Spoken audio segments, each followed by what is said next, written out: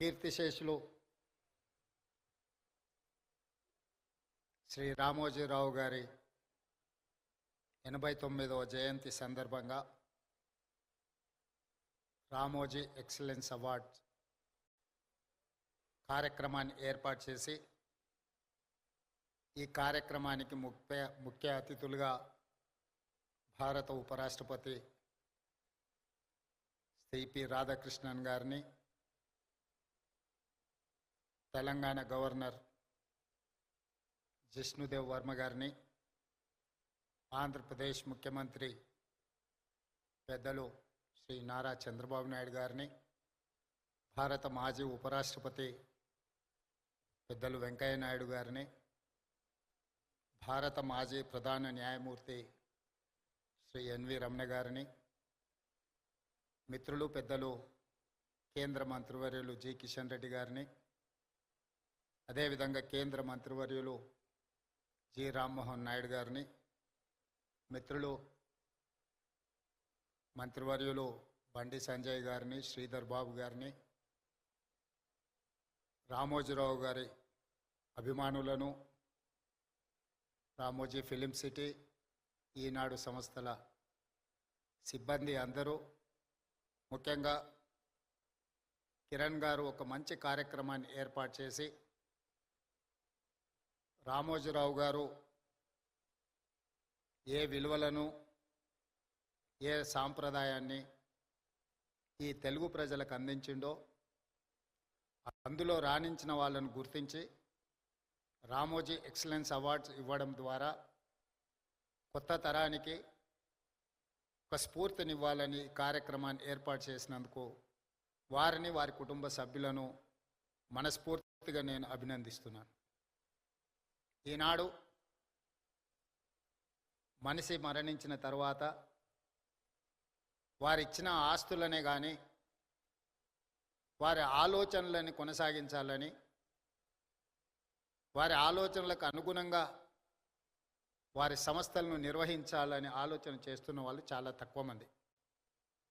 కానీ ఈనాడు రామోజీరావు గారు ఇచ్చిన స్ఫూర్తి, వారు అందించిన సంస్థలు, ఈ సంస్థల్ని నిర్వహించడం కూడా అంత ఆషామాషి వ్యవహారం కాదు. ఆర్థిక భారంతో కూడుకున్నాయి.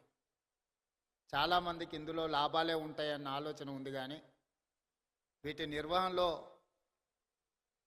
అధిక వ్యయం కూడా కూడుకొని ఉన్నదన్న సంగతి చాలామందికి తెలియదు. అయినా వారి కుటుంబ సభ్యులు ఈనాడు ఈ సంస్థలను అన్నీ నిర్వహిస్తూ తెలంగాణ రాష్ట్రానికి, హైదరాబాద్ నగరానికి ఒక గర్వకారణంగా ఈ సంస్థలు ఈరోజు నిలబడ్డాయి. ఈనాడు తెలంగాణ రాష్ట్రం, హైదరాబాద్ నగరము అంటే ఒక 4 వండర్స్ గురించి మనం మాట్లాడుకుంటే మొదటి వరుసలో చార్మినార్, రెండవ వరుసలో గోల్కొండ, మూడవ వరుసలో హైటెక్ సిటీ, 4th వండర్ కింద రామోజీ ఫిలిం సిటీ ఈరోజు తెలంగాణ రాష్ట్రానికి, హైదరాబాద్ నగరానికి ఒక గుర్తింపును తీసుకొచ్చింది. ఆనాడు తెలుగు సినీ పరిశ్రమ నంది అవార్డులతో మొదలై ఈనాడు ఆస్కార్ అవార్డులకి ఎదిగింది అని అంటే ఈ ప్రాంతంలో కట్టిన స్టూడియోలే కాదు, రామోజీ ఫిలిం సిటీ కూడా ఎంతో తోడ్పాటును అందించింది. అందుకే నేను చాలా సందర్భాలలో నేను చెప్పడం జరిగింది, టాలీవుడ్ బాలీవుడ్ కోసం కాదు, హాలీవుడ్ కూడా ఈ రాష్ట్రానికి, నగరానికి, రామోజీ ఫిలిం సిటీకి రావాలి. స్క్రిప్ట్తో వస్తే ప్రింట్తో వెళ్ళాలి అని రామోజీ గారు ఏదైతే ఆలోచనతో ఈ రామోజీ ఫిలిం సిటీని వారు ప్రారంభించినరో ఈరోజు ఆ కళ నిజమైంది. ఎవరైనా సినిమా తీయాలి అని అనుకుంటే స్క్రిప్ట్ తీసుకొని రామోజీ ఫిలిం సిటీ కాంపౌండ్లోకి వస్తే ఈరోజు ప్రింట్ తీసుకొని బయటికి వెళ్ళేంతగా అన్ని రంగాల నైపుణ్యాలను ఇక్కడ వారు కేంద్రీకృతం చేశారు. ఈ 2000 ఎకరాలు ఒక కళాఖండం, ఒక అద్భుతం. దీనికి చాలామంది సమస్యలు సృష్టించాలని ప్రయత్నం చేసిన వాటన్నిటినీ రామోజీరావు గారు నిలబడి తట్టుకొని ఈ తెలంగాణ రాష్ట్రానికి ఒక గర్వకారణంగా రామోజీ ఫిలిం సిటీని తీర్చిదిద్దడం జరిగింది. అదేవిధంగా పత్రికా రంగంలో ఈనాడు పత్రిక 50 సంవత్సరాలు పూర్తి చేసుకున్న సందర్భంగా రామోజీరావు గారు నిద్ర లేవ్వంగానే ఈనాడు పేపర్ చదివే అలవాటును, నిద్రపోయే ముందు ఈటీవీ వార్తలను చూసే నిద్రపోయే అలవాటును తెలుగు ప్రజలకి ఒక అలవాటుగా మార్చిండు. ఈనాడు ముఖ్యంగా రాజకీయ నాయకులకు ఈ అలవాటు వ్యసనంగా మారింది. ఉదయం నాకు ఎన్ని పత్రికలు వచ్చినా ఖచ్చితంగా హెడ్లైన్స్ అయినా ఈనాడు పేపర్ నేను తిరిగేస్తా. ఎందుకంటే నిఖార్సైన సమాచారం, మిగతా దాంట్లో కొంచెం మసాలాలు కలర్స్ అవి ఇవి యాడ్ అవుతుంటాయి. ఇది యాక్చువల్ వార్తని ఈ 2-3 పత్రికలు చదివిన తర్వాత వాస్తవం ఏముందో తెలుసుకుందాము అని ఈనాడు తెలంగాణ రాష్ట్ర ముఖ్యమంత్రిగా 5-10 నిమిషాలైనా ఈనాడు పేపర్ నేను తిరిగేస్తాను. అదేవిధంగా సాయంత్రం ఇంటికి పోతే 9 గంటలకు ఈటీవీ వార్తల్ని తప్పకుండా చూస్తే ఎక్కడున్నాయి, ఈ ఊర్లోనే కాదు, ఈ నగరంలోనే కాదు, ఈ రాష్ట్రం పక్క దేశాలకు వెళ్ళిన సంపూర్ణమైన వార్తల్ని ఈటీవీలో ప్రసారం అవుతాయి. వాళ్ళ ఆలోచనలను కాకుండా జరిగిన వాస్తవాలను ప్రజలకు అందించాలన్న వారి స్ఫూర్తి ఈరోజు ఈనాడులో కానీ ఈటీవీలో కానీ కనిపిస్తుంది. అదేవిధంగా రామోజీరావు గారి గురించి ఆలోచన చేసినప్పుడు ఆశ్చర్యకరమైన అంశాలు కనిపిస్తాయి. పచ్చళ్ళు తినిపించిన రామోజీరావు గారి గొప్పతనం ఉంటుంది, పత్రిక చదివిన రామోజీరావు గారి గొప్పతనం కనిపిస్తుంది. ప్రసార సాధనాలు మార్గదర్శి చిట్ ఫండ్కి, రామోజీ ఫిలిం సిటీకి, ప్రియా పచ్చళ్ళకి, ఈనాడు పేపర్కి దేనికి పొంతన లేదు. ఇలా వివిధ రంగాలలో ఒక వ్యక్తి రాణించడం చాలా కష్టం. ఒక వ్యక్తికి ఒక విషయంలో టాలెంట్ ఉందంటే మనం అర్థం చేసుకోవచ్చు. అతను నిరంతరం అందులో కృషి చేయడం, అందులోనే ప్రయత్నం చేయడం అనేది ఆ వ్యక్తికి అందిన ఒక విద్య అనుకోవచ్చు. కానీ రామోజీరావు గారు ఏ రంగంలో ప్రవేశించినా ఆ రంగంలో నెంబర్ 1 ఉండడానికి వారు నిరంతరం, నాకు తెలిసి రోజుకు 18 గంటలు శ్రమించి ఈరోజు వారు ఏ రంగంలో ప్రవేశించినా ప్రతి రంగంలో తనదైన ముద్రను వారు వేయడం జరిగింది. అందుకే ఈనాడు రామోజీ సంస్థ ఈ రామోజీ ఎక్సలెన్స్ అవార్డు కార్యక్రమాన్ని పెట్టడం ద్వారా ఈరోజు అవార్డు గ్రహీతలను గుర్తించడమే కాకుండా భవిష్యత్తులో ఇంతకుముందు చంద్రబాబు నాయుడు గారు ఏదైతే చెప్పినరో ఈ అవార్డు అనేది ఒక గొప్ప గౌరవంగా భవిష్యత్తులో ఇది రాణిస్తుంది అని నేను కూడా వారితో ఏకీభవిస్తున్నా. రామోజీ ఎక్సలెన్స్ అవార్డు అనేది ఆషామాషిగానో లేకపోతే రవీంద్ర భారతిలో చప్పట్లు దుప్పట్లతోని ఏర్పాటు చేసే ఆర్టిఫిషియల్ అవార్డు కాదు అని నేను సంపూర్ణంగా విశ్వసిస్తున్నా. ఈరోజు అవార్డు గ్రహీతలకు ఖచ్చితంగా వారి శ్రమకు, వారి నైపుణ్యానికి ఒక గుర్తింపు, రామోజీ గారి ఆలోచనలని భవిష్యత్ తరాలకు అందించడానికి మీరు, మేము, మన అందరము చేయగలిగిన ప్రయత్నం అంతా చేయాలి. ఒక్క అనుభవాన్ని రామోజీరావు గారితో మొట్టమొదటి నేను కలిసిన అనుభవాన్ని మీతో పంచుకొని నా ఉపన్యాసాన్ని ముగిస్తాను. 2009 సంవత్సరంలో శాసనసభ ఎన్నికలు జరిగినాయి. ఎన్నికల తర్వాత ఓట్ల లెక్కింపుకు 1 నెల రోజులు సమయం ఉండే. మేము అప్పుడు అన్ని లెక్కలు వేసుకున్నాం, తప్పకుండా ప్రభుత్వం వచ్చేటట్టే ఉందని.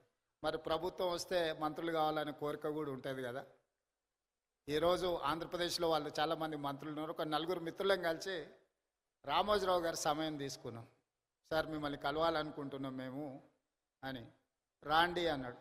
4 కలిసి రామోజీరావు గారి దగ్గరకు వచ్చినాం. మా నడక, మా చూపులను బట్టి ఆయనకు అర్థమైంది వీళ్ళేదో మంత్రి పదవులకు పైరవి కోసమే వచ్చినట్టున్నారని. భోజనం పెట్టి కూర్చోబెట్టి, మేము అడగని కూడా అడగలే, వారే మొదలు పెట్టారు రాజకీయాలు, ఆ విధంగా ఎన్నికలు, ఫలితాలు ఏ విధంగా వస్తాయి అనేది విశ్లేషణ ఒక రకము. నేను ఇప్పటివరకు ఎవరికి ఎప్పుడు చంద్రబాబు నాయుడు గారికి నేను ఎవరికి మంత్రి పదవి ఇవ్వాలని చెప్పలేదు. నా దగ్గరికి ఎవరు వచ్చినా మంత్రుల కంటే కూడా ఎమ్మెల్యేలకు బాగా రాణిస్తారని నేను సూచన చేస్తూ ఉంటాను. మీ 4 కూడా అదే సూచన అని వారు మాకు, అంటే మా మనసులో ఉన్న మాటను గుర్తించి అంతకుముందు బయట చాలామంది మంత్రివర్గం అంతా చంద్రబాబు నాయుడు గారు రామోజీరావు గారు చిట్టి పంపిస్తారు, చంద్రబాబు నాయుడు సార్ మంత్రివర్గాన్ని ఏర్పాటు చేస్తాడని బయట చర్చ జరుగుతుండేది. సరే రామోజీరావు గారు మా నలుగురిలో ఎవరికో ఒక్కరికైనా తప్పకుండా చెప్తాడు అనుకొని మేము వచ్చినాము. వారు రాజకీయ నాయకులకు కానీ ప్రభుత్వంలో కానీ ఇలాంటి సూచనలు ఎప్పుడు నేను చేయను. మీరు కష్టపడి పని చేయండి. మీరు మంచి చేస్తే తప్పకుండా నా పత్రికలో స్థానం ఉంటుంది. మీరు చెడు చేస్తే మాత్రం మొదటి పేజీలో స్థానం ఉంటుంది. మీరు ఏది కావాలనో కోరుకోండి అని చెప్పి మంచి భోజనం పెట్టి, రామోజీరావు గారు మంచి హోస్ట్. నేను ముఖ్యమంత్రి అయిన తర్వాత కూడా వస్తే చాలాసేపు భోజనం పెట్టి చాలా విషయాలు మాట్లాడారు. ముఖ్యమంత్రిగా వచ్చినప్పుడైనా ఏదైనా పనుల విషయంలో ప్రస్తావిస్తారేమో నేను అనుకున్న, వారు ఏం మాట్లాడలేదు. వారు చెప్పిండ్రు ఇది నా బాధ్యత, ఎందుకు సార్ రెస్ట్ తీసుకోవచ్చు కదంటే, నిత్యం నాకు ఈ పనిలోనే ఒక సంతృప్తి ఉంటుంది. ప్రతి పేజు నేను చదువుతాను. అక్కడక్కడ వారు స్పెల్లింగ్ కరెక్షన్స్ ఉంటే కూడా పత్రికలో వచ్చిన ఆ డేటా అంటే మ్యాటర్ని కూడా వారు రౌండప్ చేసి పెట్టి అందులో ఏం తప్పులు ఉన్నాయో కూడా మార్క్ చేసి పెట్టి వారి టేబుల్ మీద కనిపించింది. అంత నిబద్ధతతోని వారు పనిచేసిండ్రు కాబట్టే ఇంత గొప్ప సంస్థను నిర్మించగలిగినరు. రామోజీ అనేది ఒక పేరు కాదు, ఒక బ్రాండ్. ఈ బ్రాండ్ను కొనసాగించే క్రమంలో మా వంతు సహకారం, మా సహకారం ఏం లేదు, మేము మీకు అన్యాయం చేయకపోవడం మీకు పెద్ద సహకారము. మా ప్రభుత్వం వైపు నుంచి సంపూర్ణంగా రామోజీ గ్రూప్ సంస్థలకు సంపూర్ణమైన సహకారం ఉంటుంది. Ramoji film city, Ramoji ETV కావచ్చు, ఈనాడు కావచ్చు, తెలంగాణకు హైదరాబాద్ నగరానికి ఒక గొప్ప గౌరవం. ఈ తెలంగాణ గౌరవాన్ని ముందుకు తీసుకువెళ్ళడానికి మా రాష్ట్ర ప్రభుత్వం తరఫున సంపూర్ణమైన సహకారం ఉంటుంది. అదేవిధంగా పెద్దలు వెంకయ్యనాయుడు గారు, ఎన్వి రమణ గారు సూచన చేసిరు తెలుగు భాష గురించి. తప్పకుండా మేము ఈ మధ్యకాలంలో ప్రభుత్వం ఇస్తున్న జీవోలు మిగతా వాటిని తెలుగులోనే ఇస్తూ ఉన్నాం.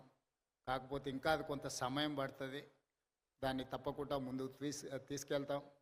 రాధాకృష్ణ గారు ఇక్కడ గవర్నర్గా 3.5 నెలలు వారి బాధ్యతలు నిర్వహించి సంపూర్ణమైన సహకారాన్ని తెలంగాణ రాష్ట్రానికి అందించారు. ఈనాడు ఉపరాష్ట్రపతిగా వారు బాధ్యతలు తీసుకున్నారు. ఆనాడు ఉపరాష్ట్రపతిగా వెంకయ్య నాయుడు గారు తెలుగు రాష్ట్రాలకు సంబంధించిన సమస్యల్ని పరిష్కరించడంలో, కేంద్ర ప్రభుత్వం ఇచ్చిన హామీలను అమలు చేయించడంలో నిరంతరం వారు ముఖ్యమంత్రులతో సమన్వయం చేసుకొని అన్ని సంస్థలకు సంబంధించిన అధికారులను, వివిధ శాఖలకు సంబంధించిన అధికారులను, మంత్రులను కూడా పిలిపించి ఆనాడు ఉపరాష్ట్రపతిగా వెంకయ్యనాయుడు గారు ఈ తెలుగు రాష్ట్రాలకు సహకరించారు. ఈనాడు నేను భారత ఉపరాష్ట్రపతి రాధాకృష్ణన్ గారి నుంచి కూడా మేము ఇదే రకమైన సహకారాన్ని వారి నుంచి ఆశిస్తున్నాం. వారిని మనస్ఫూర్తిగా ఈ వేదిక మీద నుంచి ఉపరాష్ట్రపతిగా బాధ్యతలు చేపట్టినందుకు అభినందనలు తెలియజేస్తూ మీ అందరి దగ్గర సెలవు తీసుకుంటున్నాను.